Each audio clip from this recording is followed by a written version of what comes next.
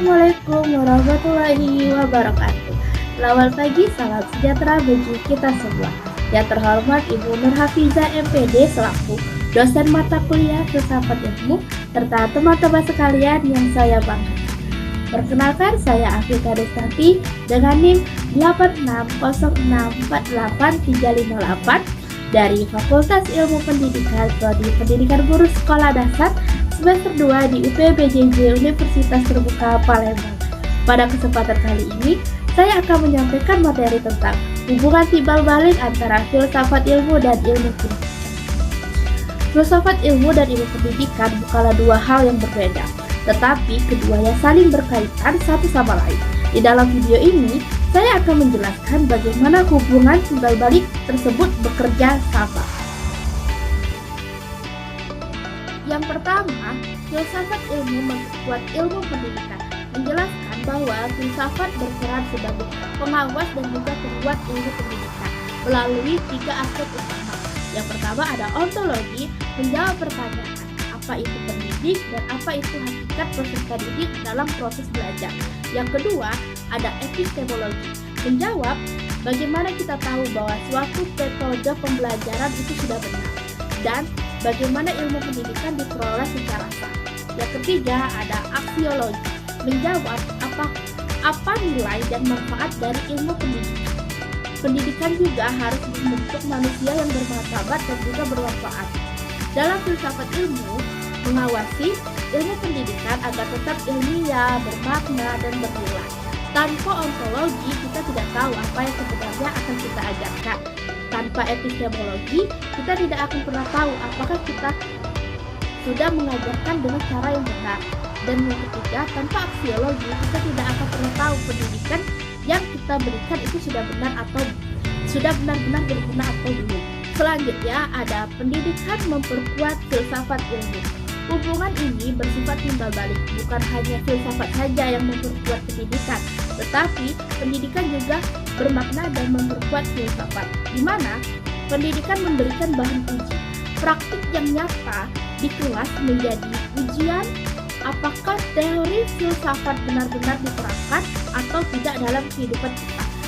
Selanjutnya, pendidikan mengembangkan filsuf baru, manusia yang terdidik mampu berpikir kritis, reflektif, dan rasional. Itulah cara berpikir filsafat, di mana pendidik yang bermakna menghasilkan manusia yang mampu berpikir kritis, dan manusia yang berpikir kritis itulah yang akan terus mengembangkan filsafat ilmu di kedepannya. Filsafat sebagai pisau analisis pendidikan.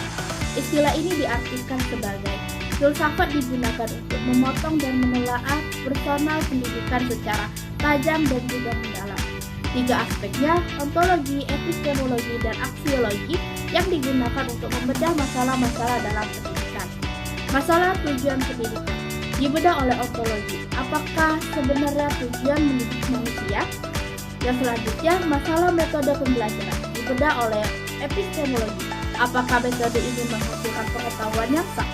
Selanjutnya, masalah nilai pendidikan dibedah dengan aksiologi. Apakah pendidikan ini membentuk manusia yang baik dan berguna? Contoh nyata penerapan dalam pendidikan. Dalam kebijakan kurikulum Merdeka Belajar, kebijakan ini lahir dengan pertanyaan ontologi. Siapa sebenarnya murid itu? Kurikulum Merdeka menjawab, murid adalah subjek belajar yang aktif, bukan objek yang pasif. Filsafat juga membantu kebijakan ini. Dalam proses pembelajaran di kelas, guru yang berpikir epistemologis akan bertanya apakah metode ceramah saja sudah cukup atau perlu diskusi, eksperimen, dan penelitian. Hasilnya, belajar menjadi lebih ilmiah dan efektif. Dalam nilai dan karakter siswa, aksiologi membantu pendidikan untuk tidak sekedar mengajarkan nilai yang akademis, tetapi untuk mendidik karakter jujur, toleran, dan bertanggung jawab. Kesimpulannya ialah yang pertama, filsafat ilmu mengawasi dan memperkuat ilmu pendidikan agar tetap ilmiah dan bermakna. Yang kedua, pendidikan yang bermakna juga memperkuat perkembangan filsafat ilmu. Yang ketiga, ontologi, epistemologi, dan aksiologi menjadi pisau analisis personal pendidikan. Dan yang keempat, penerapan yang nyata dalam kurikulum, metode belajar, dan menentukan karakter siswa. Dengan memahami filsafat ilmu, kita sebagai calon guru SD tidak hanya mengajar tetapi juga mendidik dengan bermakna, terarah, dan bernilai. Terima kasih. Wassalamualaikum warahmatullahi wabarakatuh.